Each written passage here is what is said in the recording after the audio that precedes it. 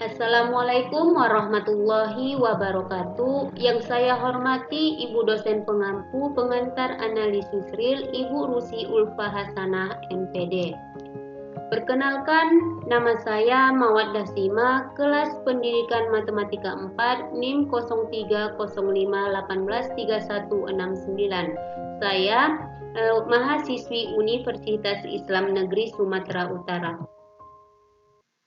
Di sini saya akan menjelaskan limit fungsi. Sebelum kita masuk ke teorema 4.1.4,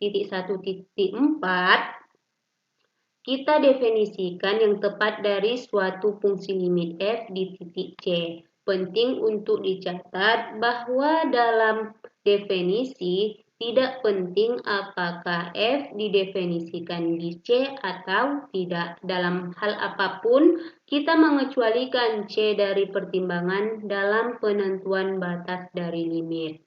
Langsung saja kita masuk ke teorema 4.1.4 yang berbunyi, misalkan A himpunan bagian R, F memetakan A ke R, dan C suatu titik cluster dari A, kita katakan bahwa suatu bilangan real L merupakan limit dari F pada C jika diberikan sembarang lingkungan epsilon dari L, V epsilon L terdapat lingkungan delta dari C, V delta C sedemikian sehingga jika X tidak sama dengan C sembarang titik dari V delta C iris A, maka Fx termasuk dalam V epsilon L. Ada catatan untuk kita. Yang pertama, karena nilai delta biasanya tergantung pada epsilon, kadang-kadang kita akan menulis delta epsilon daripada epsilon untuk menekankan ketergantungan. Yang kedua, ketidakserataan. 0 kecil dari mutlak X dikurang C setara dengan X tidak sama dengan C. Jika L adalah suatu limit dari F ke C, maka kita juga mengatakan bahwa F konvergen ke L di C. Kita sering menulisnya yaitu L sama dengan limit X menuju C F atau limit L sama dengan limit X menuju Fx. Kita juga sering mengatakan bahwa Fx menuju L sebagaimana X mendekati ke C atau Fx menuju L sebagaimana X menuju ke C. Simbolnya yaitu Fx menuju L sebagaimana X menuju C. Jika dipergunakan untuk menyatakan bahwa F mempunyai limit L pada C, jika F tidak mempunyai suatu limit pada C, kadang-kadang kita mengatakan bahwa F divergen pada C. Selanjutnya yaitu ketunggalan limit, teorema 4.1.5.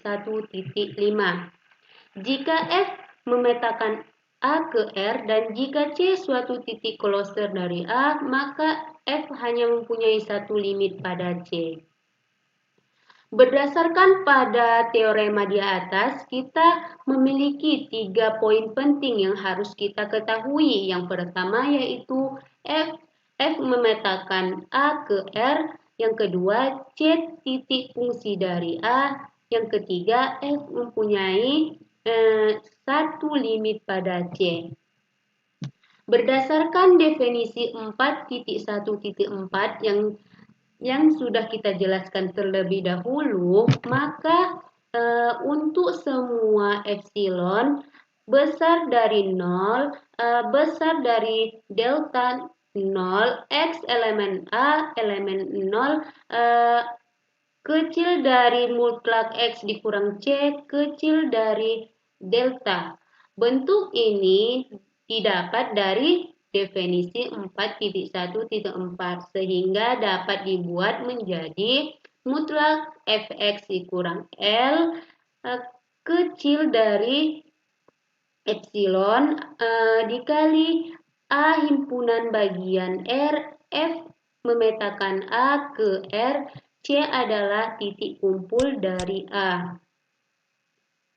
Langsung saja kita masuk ke contoh definisi 4.1.4 yang berbunyi, misalkan L dan L aksen adalah limit dari F di C, sehingga berdasarkan definisi 4.1.4 maka 0 kecil dari mutlak X dikurang C kecil dari delta dikali epsilon per 2. Sehingga bentuk L adalah mutlak Fx dikurang L kecil dari epsilon per 2 dan mutlak Fx dikurang L aksen kecil dari epsilon per 2. Maka mutlak L dikurang L aksen sama dengan mutlak L dikurang Fx ditambah Fx dikurang L aksen.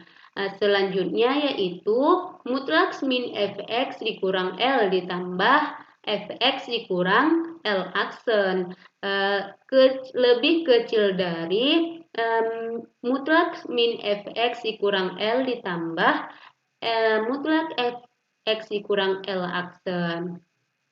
Jadi, mutlak Fx dikurang L ditambah Fx dikurang L aksen lebih kecil dari epsilon per 2 ditambah epsilon per 2 sama dengan epsilon. Sehingga mutlak L dikurang L aksen kecil dari epsilon dan epsilon lebih besar dari 0. Sehingga mutlak L dikurang L aksen sama 0 hanya jika L sama dengan L aksen sama dengan 0. L sama dengan L aksen.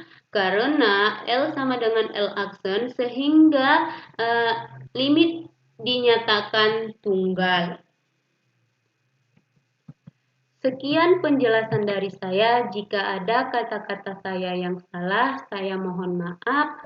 Wabillahi taufik wal hidayah. Assalamualaikum warahmatullahi wabarakatuh.